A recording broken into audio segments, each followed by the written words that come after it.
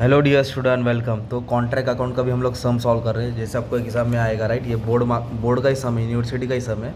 तो कैसे क्वेश्चन को सॉल्व करते अच्छे से प्रैक्टिस कर लेते। बुक भी काफ़ी बड़ी है। तो दो कॉन्ट्रैक्ट है, पी और क्यू। तो हम लोग ईयर वाइज वाला सॉल्व कर रहे हैं। तो अच्छे से ट्राई करता हूँ तुम्हारे लिए अच्छे से आ जाए, ठीक है। तो सबसे पहले कॉन्ट्रैक्ट में क्या करना है, लेफ्ट और राइट पेज, मतलब ये वाला पार्ट लेफ्ट में आएगा, ये वाला राइट में आएगा। दो दो कॉन्ट्रैक्ट है, इसके लिए दो कॉलम बनाए, कभी कभी एक ही आएगा और कभी कभी तीन कॉन्ट्रैक्ट आएगा। तो डेबिट में सब एक्सपेंडिचर लिखना है, क्या लिखना है, एक्सपेंडिचर। और क्रेडिट में क्या करेंगे, वर्क इन प्रोग्रेस। तो आपने वाला पिक्चर देखा रहेगा, खट्टा मीठा अक्षय कुमार का, सचिन एंड सचिन टिश्किले कंपनी कैसे कंस्ट्रक्शन काम करता है। तो वैसे दो कॉन्ट्रैक्ट है, पी और क्यू, और दोनों भी अलग अलग डेट पे चालू हुआ। एक अप्रैल को चालू हुआ और एक जून को। मतलब एक कॉन्ट्रैक्ट 12 महीने चल रहा है और एक 10 महीने चल रहा है, क्योंकि 31 मार्च को एंड हो रहा है। पी और क्यू, तो दो कॉन्ट्रैक्ट दिया, राइट। तो एक एक रीड करके समझाता हूँ, ओके। स्टार्टिंग से बेसिक से जाएंगे, अच्छे से आ जाएगा। तो थोड़ा मैं लिख के इसलिए रखा ताकि तुम्हारा टाइम बचेगा। और ये वर्किंग नोट है, राइट। ये हमेशा ऐसे फिक्स करेंगे और अच्छे से एकदम प्यार मोहब्बत में स्टार्ट करता हूँ। चलो आ जाओ। तो सबसे पहले क्या दिया भाई, मटेरियल इशू, मतलब कॉन्ट्रैक्ट में मटेरियल लेके आया। तो जो भी मटेरियल लेके आया वो डेबिट साइड का एक्सपेंडिचर होता है ना, तो डेबिट में आएगा। तो 44,50,000, 14,50,000, तो इधर लिख देगा हम लोग मटेरियल को, राइट। तो मटेरियल इशू डेबिट साइड में आ जाएगा, सिंपल। अगर मटेरियल रिटर्न हुआ तो क्रेडिट में आएगा, मटेरियल रिटर्न हुआ तो क्रेडिट में आएगा। उसके बाद दिया डायरेक्ट वेजेस, क्या दिया है, तो डायरेक्ट वेजेस जो भी अमाउंट है 27, 40, 32, 500, वो भी डेबिट में आएगा। डायरेक्ट एक्सपेंस भी डेबिट में आएगा, खर्चा होता है ना, इसलिए हमने उसको किधर डाल दिया, डेबिट में डाल दिया। अब एक चीज़ नया है, आर्किटेक्ट फीस। तो जो भी आर्किटेक्ट का फीस होता है वो भी एक्सपेंडिचर होता है, डेबिट में ही आएगा। कहाँ आएगा, डेबिट में। पर कितना परसेंट बोला है, ऑन वर्क सर्टिफाइड। और क्वेश्चन में वर्क सर्टिफाइड नहीं दिया है। तो ये वाला भी मैं रुक के सॉल्व करता हूँ, पहले पूरा पोस्टिंग करता हूँ। फिर इसके बाद यह सब कॉन्ट्रैक्ट चार्जेस, ये भी एक्सपेंडिचर है, डेबिट। एडमिनिस्ट्रेशन ओवरहेड, ये भी एक्सपेंडिचर है, डेबिट। अभी प्लांट एसेट होता है, इसको भी हम लोग डेबिट में लिखेंगे और इसका डेप्रिसिएशन भी सॉल्व करना है। तो अब इसके पीछे कहानी है, समझाता हूँ। कॉन्ट्रैक्ट प्राइस को कभी भी इधर नहीं लिखना है, कॉन्ट्रैक्ट प्राइस हमेशा तुम्हारा यहाँ आएगा, मतलब कितना रुपया मिलेगा पूरा काम करने के बाद, तो उसको कॉन्ट्रैक्ट प्राइस बोलते हैं। तो उसको हम लोग वर्किंग नोट में लिख देंगे, ठीक है। सब एक्सपेंडिचर लिख दिया, राइट। प्लांट का वैल्यू भी लिख देता हूँ। तो प्लांट की वैल्यू कितना दिया है, 50 लाख और 60 लाख। तो प्लांट लिख देंगे 50 लाख। इसका डेप्रिसिएशन निकाल के माइनस करना पड़ेगा अपने को, ठीक है। 1 2 3 4 5 6, 50 और 60 लाख डेप्रिसिएशन निकाल के माइनस करना पड़ेगा। तभी सम जस्ट स्टार्ट ही हुआ है, कोशिश कर रहा हूँ अच्छे से। कॉन्ट्रैक्ट प्राइस को कभी भी रिकॉर्ड नहीं करेंगे, उसको कहाँ लिखने का, वर्किंग नोट में लिखेंगे। कहाँ लिखेंगे, वर्किंग नोट में। और मटेरियल एट साइट, मतलब ये होता है closing stock. Material at site क्या होता है तुम्हारा, क्लोजिंग स्टॉक, मतलब मटेरियल बच गया है साइट पे। तो 4 और 7 लाख। तो जो भी मटेरियल बच जाता है वो तुम्हारा कहाँ आएगा, वर्क इन प्रोग्रेस में आ जाएगा। तो इधर लिख देंगे मटेरियल एट साइट 4 लाख और 7 लाख।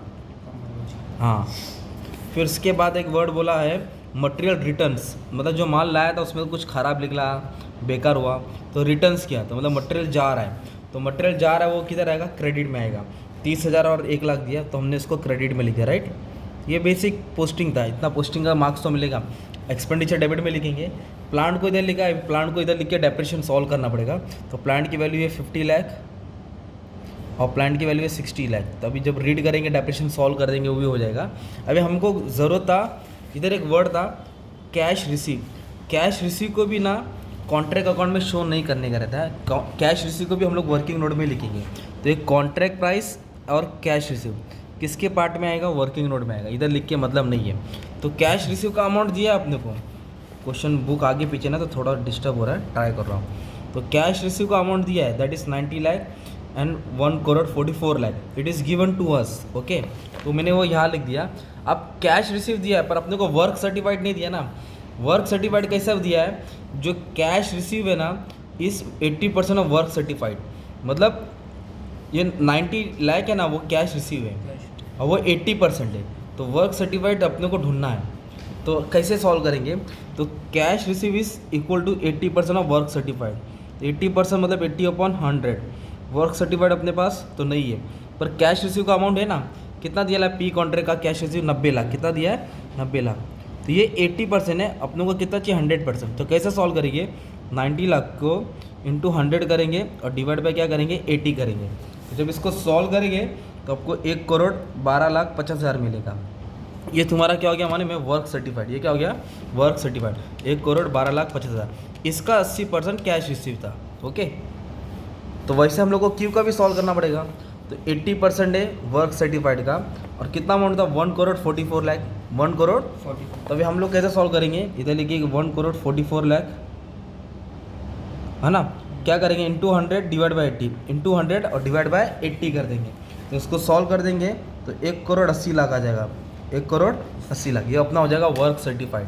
वर्क सर्टिफाइड का मतलब होता है कि इतना काम हो चुका, निरीक्षण हो चुका है, उसका अमाउंट मिलने वाला है। और वर्क अनसर्टिफाइड काम हुए पर चेक करना बाकी है। तो जो भी सॉल्व करके अमाउंट आया 1,12,000 सॉरी 1 करोड़ 12,50,000 और 1 करोड़ 80 लाख, 1 करोड़ 80 लाख इसको यहाँ लिख देंगे। कभी कभी एग्जाम में डायरेक्ट दिया रहेगा। ओके, अब आर्किटेक्ट फीस कितना परसेंट था, 4%। तो 4% किस पे था, वर्क सर्टिफाइड। तो 1 करोड़ 12,50,000 पे 4% निकालेंगे। ओके, तो 1 करोड़ 12 लाख पे 50,000 पे 4% निकालेंगे तो अपने को आर्किटेक्ट फीस मिल जाएगा 4.5 लाख। तो ये 4.5 लाख अपने को क्या बोला था, इधर बोला आर्किटेक्ट फीस 4%, किस पे 4% निकालने का, वर्क सर्टिफाइड के ऊपर। तो वर्क सर्टिफाइड का अमाउंट था नहीं तब आ गया, इस पर 4% निकल के यहाँ लिख देंगे। वैसे ही कॉन्ट्रैक्ट क्यू कितना 1 करोड़ 80 लाख, इस पर भी कितना परसेंट निकाल देंगे, 4%। तो 4% निकालेंगे 7,20,000 आ जाएगा। कितना आ जाएगा, 7,20,000। इस तरह ये वर्क सर्टिफाइड का अमाउंट भी आ गया। अब हम लोग को डेप्रिसिएशन भी सॉल्व करना है और प्लांट के ऊपर एक मटेरियल ट्रांसफ़र है। तो पहले काम करता हूँ, मटेरियल वाला ट्रांसफ़र वाला पढ़ लेते हैं। जैन को मटेरियल कॉस्टिंग 45,000, कितने का मटेरियल था, 45 हैव बीन ट्रांसफ़र किया हमने, किसको ट्रांसफ़र किया, transfer to P from contract Q, मतलब पी को दिया, कहाँ से दिया, क्यू। तो किसको मिला, पी को मिला और दिया किसने, क्यू। तो पहले क्या करेंगे मटेरियल ट्रांसफ़र के लिए, इधर दोनों जगह लिख देंगे टू मटेरियल ट्रांसफ़र, इधर भी लिख देंगे बाय मटेरियल ट्रांसफ़र। ठीक है, ट्रांसफ़र लिख दिया।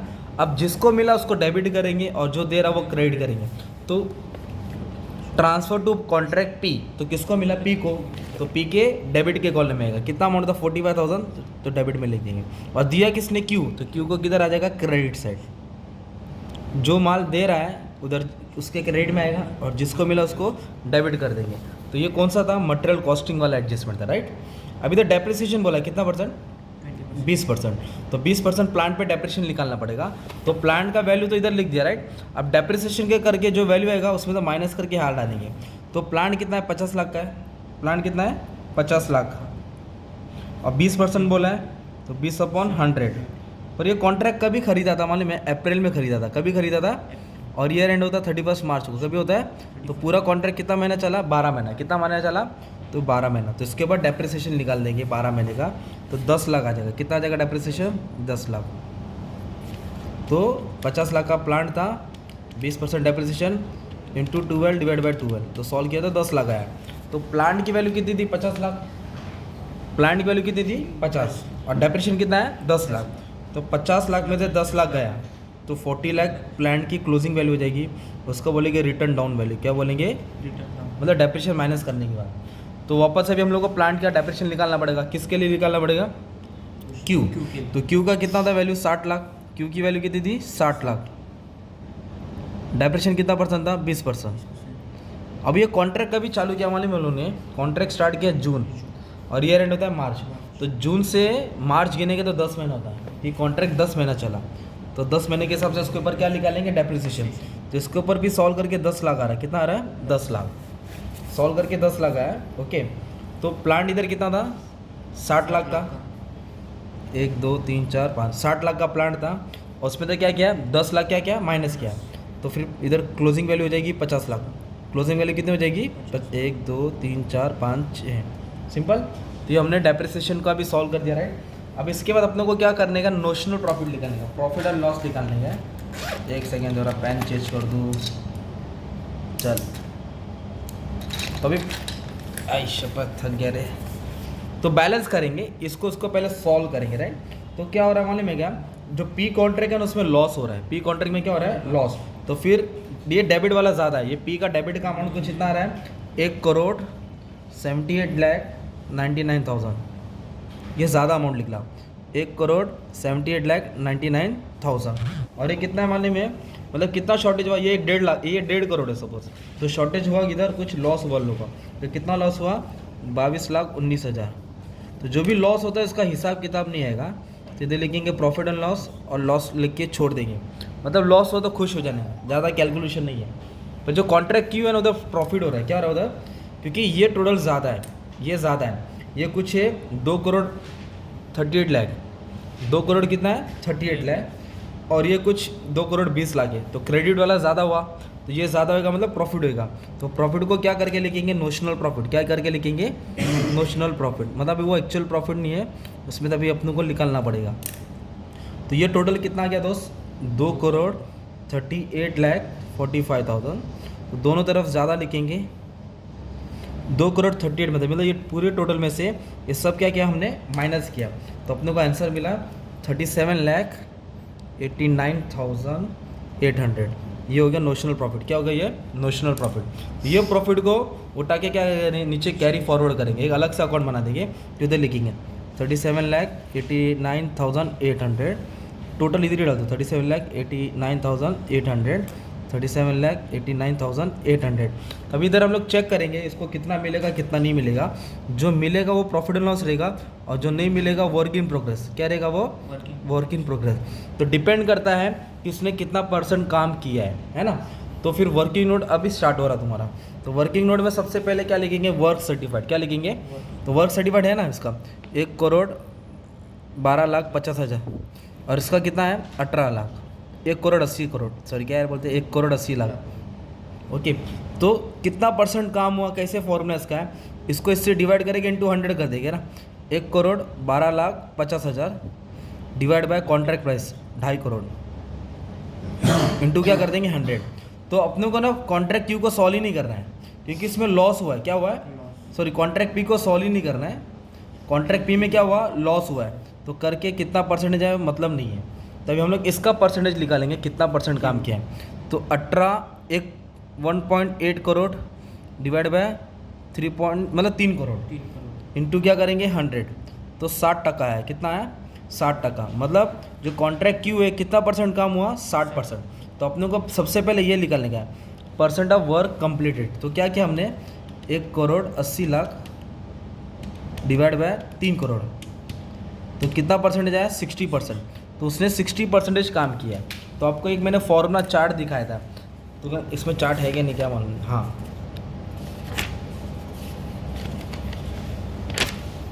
दूसरा बोल दिया, हाँ ये लो। मतलब अगर 60% तक काम किया तो उसको इतना मिलेगा 2/3। क्या मिलेगा, notional profit cash receive work certified. तो अगर 50 से कम किया रहता तो 1/3 मिलता ना। तो मैं इधर सॉल्व कर देता हूँ, तो क्या मिलेगा इसको 2/3। मतलब ये जो प्रॉफिट है ना, जो हमने सॉल्व करके लाया है प्रॉफिट, ये प्रॉफिट का हिस्सा निकालना पड़ेगा।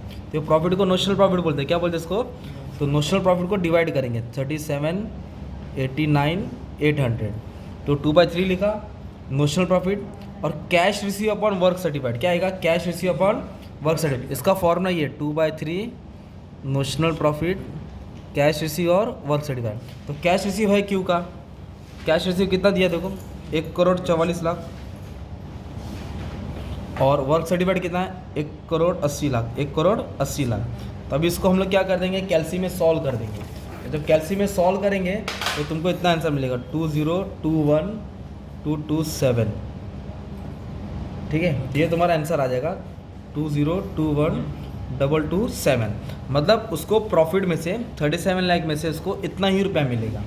क्यों इतना रुपया मिलेगा, क्योंकि उसने कितना परसेंट काम किया है 60%। कितना परसेंट काम किया, तो इसलिए उसको कितना शेयर दिया जाएगा, इतना दिया जाएगा। और जो बाकी का पैसा रहेगा इसको इससे माइनस करके आएगा, वो पैसा उसका जमा हो जाएगा। जैसे कि 17,68,573। मतलब उसको प्रॉफिट इतना हुआ कॉन्ट्रैक्ट में, पर उसको मिलेगा कितना 20 लाख मिलेगा। 17 लाख क्यों नहीं मिलेगा, क्योंकि उसने काम कितना परसेंट किया है 60%। और फिर आप बोलेंगे तो पी को क्यों नहीं सॉल्व किया, पी का परसेंटेज निकालते हैं क्योंकि वो लॉस था, तो लॉस में परसेंटेज चेक नहीं करता है। प्रॉफिट कब मिलेगा, जब उसका मतलब परसेंटेज कब वैल्यूड है, जब उसने काम किया रहेगा, प्रॉफिट हुआ रहेगा। तो इस तरह का तुम्हारा कॉन्ट्रैक्ट का एक सम था, एकदम डेंजर वाला सम रहता है ये। जैसे बोर्ड में 20 मार्क के लिए आता है, 2 आएगा तो 2 बनाना, 3 आएगा तो 3 बनाना, ऐसा वर्किंग नोट तुमको बनाना पड़ेगा, सॉल्व करना पड़ेगा। इसके पहले भी वीडियो मैंने अच्छे से ट्राई करा दिया हो, तो उसको भी देख लेना। ठीक है, चलो थैंक यू वेरी मच।